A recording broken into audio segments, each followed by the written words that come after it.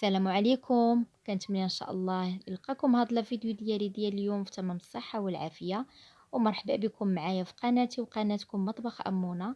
اليوم ان شاء الله غادي نوجد معكم هاد الطبق ديال اللحم. اللحم محمر، كيجي رائع هكا. كنقدموه في المناسبات والافراح وايضا في العراضات. فهاد الطبق هذا كيجي طبق هماوي بامتياز، كنقدموه للضيوف ديالنا. ودابا راه جاي عيد الأضحى إن شاء الله، ممكن أنكم تجربوا هاد الطبق في اللحم ديال الخروف أيضًا، كيف ما ممكن ديروه في اللحم ديال البقر. فأنا عندي هنا كمية ديال اللحم. كيف كتشوفوا معايا قطع كيكونوا كبار، كتقولوا الجزار بغيت اللحم اللي كتجي في هكا في التحمار، وكيعطيكم هو من الجهة اللي كتجي مناسبة.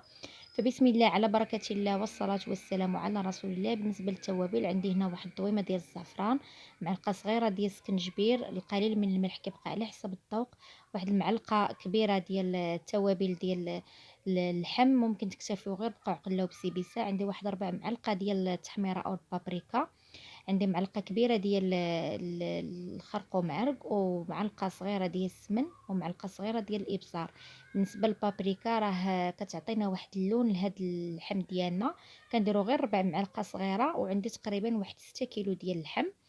يعني راه ماشي شي حاجة اللي كتيرة في هاد يعني هاد البابريكا ماشي شي حاجة اللي كتيرة مقارنة مع هاد الكمية ديال اللحم.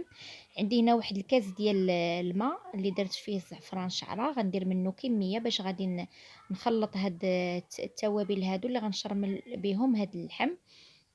بالنسبة للتوابل فهاد الكمية راه تكفيني تقريبا في هاد 6 كيلو ديال اللحم تقريبا. وبالنسبة للمعالق اللي درت راهم عامرين، يعني ماشي معالق ممسوحين، باش هكا تعرفوا. إلا بانت لكم التتبيلة ما كافياش راه ممكن تزيدوا كمية على هاد القياس هذا. كيف قلت لكم كيبقى على حساب كمية اللحم اللي استعملته. هنايا بالنسبة للحم كناخد قطعة بقطعة وكنحاول انني نشرملها في هذيك التتبيلة. هنا درتها في واحد البانيو باش نتحكم فيها اكثر، ودرت ليها تتبيله وشرملتها مزيان. بالنسبة للزيت ما كنديروش في هذه المرحلة، باش اللحم كتشرب ليا العطرية ما أمكن. هاد المرحلة هادي كنديروها بالليل وتنخليو اللحم ديالنا في الثلاجة. من الأحسن أولا ديروها في الصباح وتخليوه على الأقل واحد الساعتين باش يتشرب لكم أكتر. فهنا بعد ما تشرب ليا اللحم ديالي خليته تقريبا أكتر من ساعتين، ضفت عليه تومة محكوكة. بالنسبة للتومة درت هنا تقريبا 6 دروز ديال التومة، كل كيلو ديال اللحم تندير معاه ضريس كبير ديال التومة، تنحكها عليه وتنعاود نشرملها معاه. وهنا بالنسبة للبصل فعندي هنا كمية ديال البصل الأحمر وكمية ديال البصل الأبيض. فهذا سر من الأسرار باش هاد المريقة تجيكم معلكة وتيجي فيها داك اللون محمر. فهاد البصلة الحمراء حتى هي كتلعب دور في هاد اللون هذا. فكل كيلو ديال اللحم تندير معاه تقريبا واحد 2 بصلات كبار. صافي هنايا خديت الطنجرة ديالي ودرت فيها هذيك البصلة من الأسفل، وغادي نستف عليها القطع ديال اللحم. اللحم دائما قولوا للجزار يعطيكم يعني طروفة كبار، لأن اللحم راه كيتجمع، دوك الطروفة راه تيتجمعوا. فكيف كتشوفوا معايا هنايا راه طروفة كبار، وراه الجزار تيعرف الجهة اللي غيعطيكم منها. كنغطي على اللحم ديالي والنار كتكون هادئه. ديك البصله كتطلق الماء ديالها واللحيمه حتى هي كتبدا تطلق الماء. كنزيد عليها هذاك الماء اللي شاط ليا ديال الزعفران شعره بداك الكويس، كنزيدو معاها ونخليه على نار مهيله حتى يعني كتطلق المرق ديالها. من بعد كنروي بالماء اللي كيكون سخون، ضروري الماء يكون سخون باش اللحم ديالنا ما كيتكنززش. صافي كنروي بالقياس ديال الماء اللي غيطيب فيه، يعني غير كنشوفوا عيننا ميزاننا. هنا درت واحد القبطه ديال المعدنوس، ما كنديرش القزبور لان كيعطينا واحد اللون غامق شويه. درت واحد العويد ديال القرفه، ودرت 2 تميرات. اللي ما عندهاش كدير غير العظم ديال التمر. الهدف منه انه كيطيب لينا اللحم دغيا. وزدت واحد الكاس ديال الزيت. تديروا زيت مخلط ما بين زيت الزيتون وزيت المائده، انا هنا اكتفيت غير بزيت المائده. وبالنسبه لداك التمر راه ملي كيدوب راه كيبقى غير داك العظم، وداك التمر راه كيعطينا داك الحلاوه الطبيعيه. هنا خديت المشماش درته في الماء حتى غلا، طلعت فيه الغليه، خويت هذاك الماء الاولاني لانه تيكون فيه التراب، ودرت مع عويد ديال القرفه والسكر ودرتو يتعسل. نفس الطريقه بالنسبه للبرقوق، هنا بعد ما تعسل المشماش درت معاه واحد المعلقه صغيره ديال الزبده. بالنسبه للزبده كتعطيه داك اللمعه.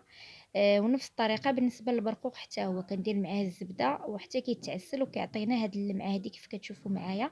البرقوق والمشماش راه كيجيو معسلين ولامعين. دزت اللوز حتى هو. بالنسبه للوز بعد ما فسختو مسحتو مزيان من الماء ودرتو في الزيت بارد، غادي نقليه حتى كيذهب اللون ديالو وكنحيدو. وبالنسبه للمرق ديالي بعد ما طاب اللحم مره كنقلبو، بعد ما طاب كنحيد اللحم ديالي كيبقاو طريفات صحاح. وبالنسبه للمرق كيف كتشوفوا راه باقي خاصو يوكح.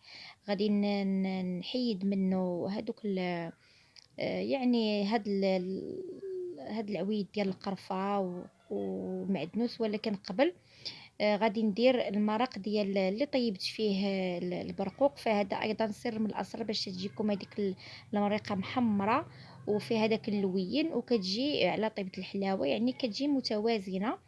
صافي هنا كنحرك وغادي نحيد هاد العويد ديال القرفه ودوك العظيمات ديال التمر. وحيدت ايضا ديك الربيطه ديال المعدنوس. صافي وغادي نخلي المرق ديالي يختار. هنا اللحم خديت كيف كتشوفوا راه اللحم ديالي طاب فتي ولا زبده. صافي خديت هنا كميه ديال الزبده، من الافضل تكون زبده حيوانيه. كندهن بها اللحم ديالي هكا من الفوق وكنشعل على الفران كيكون على نار هادئه، او تندير اللحم ديالي غير كتحمر شويه. كتبقى مرحله اختياريه يعني اللي بغاها. بالنسبه للمرق كيف كتشوفوها هو اللون ديالو اللي عطاني. وباش كنعرف بانه صافي صبح جاهز وتعلق كندير واحد الخط هكا في الوسط ما كيتلاقاوش ليا وكتبقى ليا غير ديك الزويته الوسط. صافي راه تنعرف المرق ديالي راه صافي جاهز انني نقدمه في الطبق ديالي. فهكا باش كنعرف انا المرق بانه راه صافي خدا قياسو ديال الطياب. كيف كتشوفوها هي المريقه تعلكات وجات شهوه منها. صافي هنايا غادي ندوز باش هنايا المرافقات عندي. هنايا المشماش اللي درتو درت فيه الكركاع الوسط. وهنايا اللوز ديالي بعد ما تذهب اللون ديالو صفيتو. هنا بالنسبه للبرقوق دوزته في شويه اللوز هرمشته محمر في الفران وهكا هرمشته. بالنسبه للحم ما كتخليوهاش انها تقصاح بزاف في الفران، يعني غير شويه وكتقدموها وكتبقى مرحله اختياريه. يعني ملي كنحيدوا اللحم ديالنا تنغطيوها بواحد الكيس بلاستيكي وكنخليوها تشد لينا السخونيه حتى كنبغيو نقدموا الطبق ديالنا. وهذا هو الطبق ديالي كيف كتشوفوا معايا بعد ما قدمته. درتو هكا تقديم بريستيج. ممكن انكم ديروا التقديم العادي يعني اللي كنقدموا به في المناسبات التقليديه، يعني كتحطوا داك اللوز والبرقوق ديالكم والمشماش من الفوق. وصلت نهاية لا فيديو ديالي ديال اليوم. كنتمنى ان شاء الله يعجبكم هذا الطبق وتجربوه بمناسبة عيد الاضحى للاحباب ديالكم والاهل ديالكم. ونتلاقاو في فيديو جديد.